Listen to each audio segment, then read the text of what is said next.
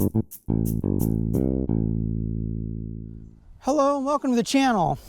So as you can see behind me here, I have this section of fence which separates my front yard from the horse field, which is fallen over.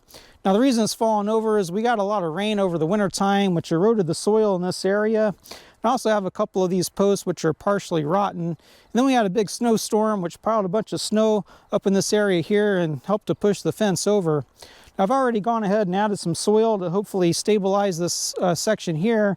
Now I'm working on repairing the fence. Now I've done a lot of these fence repairs before, and I've come up with a really cheap and easy way to do the repair.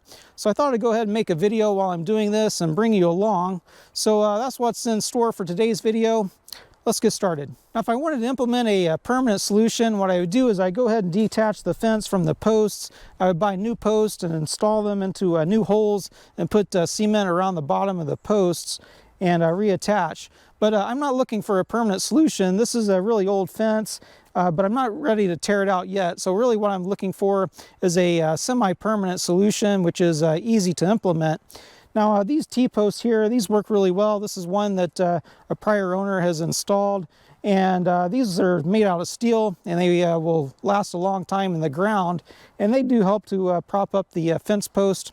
The only problem with these is that I don't have any on hand, and it would cost me quite a bit of time and money to buy more. So I have another solution which I have right here on the property.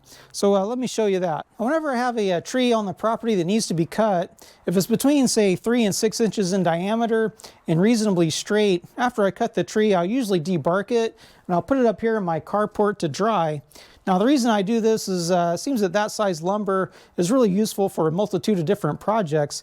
I never know exactly what project I'm going to be using the lumber for when I put it in here, but today I'm going to pull a few of these off and I'm going to be using them to repair the fence.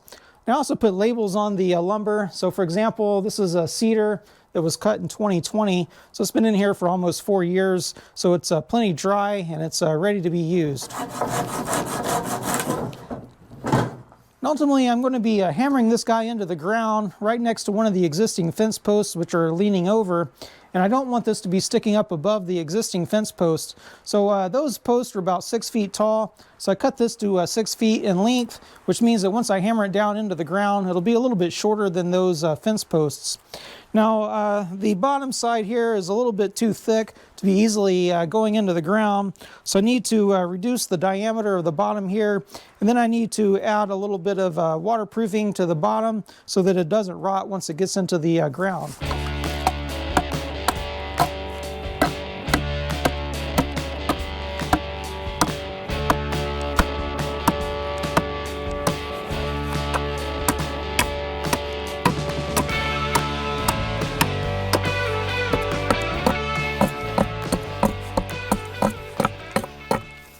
Well, if you want an easier time than I had with this, you might want to select a piece of wood which doesn't have so many large knots here at the bottom. But I was able to hack through those with the hatchet here. And I have a nice taper which will make it a lot easier to get into the ground. Now to form this taper, what you want to do is as you're cutting down, you want to gradually increase your angle of cut. And what I usually do at the bottom is I usually cut this to a diameter of about 1.5 or maybe 2 inches at the max. And that helps to sink the post down into the ground a lot easier. Now this is cedar wood and it's pretty rot resistant, but with a bit of treatment it'll become very rot resistant. And so that's what's up next. I'm going to treat the bottom section of this piece of wood here. And you don't want to stop at the ground level. You want to come up about 6 inches above ground level because that's where all the fungus occurs and that's where you'll see most of the rot. Now the Japanese have been using charred cedar wood as siding on their coastal houses for hundreds of years. It works really well to prevent wood rot, and that's exactly what I'm doing here. This is cedar and I want to char the end of it. Now, by the way, this doesn't just work on cedar wood. I've used it on Douglas fir, and it worked really great on Doug fir as well. I have some posts that have been in the ground for years, and they still look like they did when I put them in. Now, this is a pretty simple process. I'm going to be using this blowtorch looking thing from Flame King. This is actually designed to burn weeds in the yard, but it works pretty well for this. And I have this attached to a standard barbecue propane tank just off camera. Now, if you're going to be doing this, just use some common sense and a safety mindset. This can very easily catch grass on fire or do other damage. We just got rain, so I'm not worried about the grass, and I'm going to be containing everything inside of this fire ring here. I'll be using my safety glasses as well.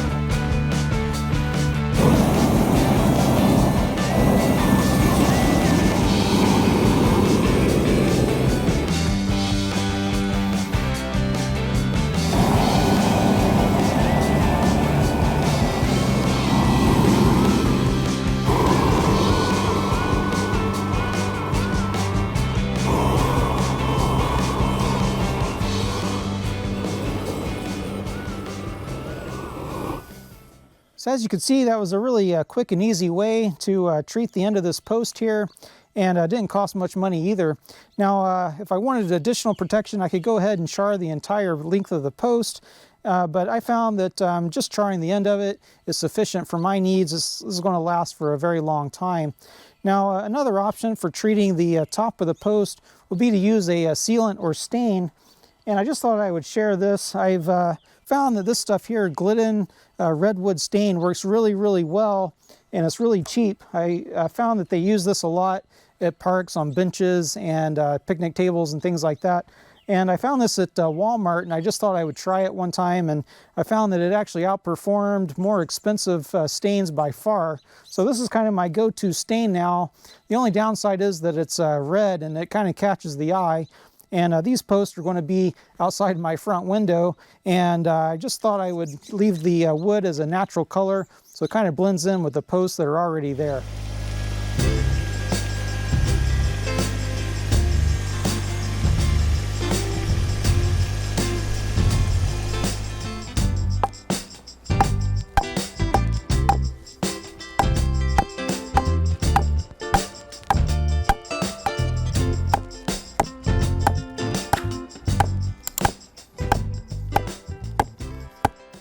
Now, to attach the new post to the old one, I used to use something like this. This is baling wire, and the problem that I observed with baling wire is, first, it's rather hard to get tight enough to suit my needs, and when you're done, it usually leaves a couple of pigtails on the end, which tend to grab clothing and scratch you up and things like this. So I've since graduated to using this stuff here. This is a galvanized pipe hanger, and you can get this at just about any hardware store. It's really easy to use. I'm just going to use a couple of these galvanized deck screws to screw into the new post, and then again into the old post, and it'll be done in just a couple of minutes.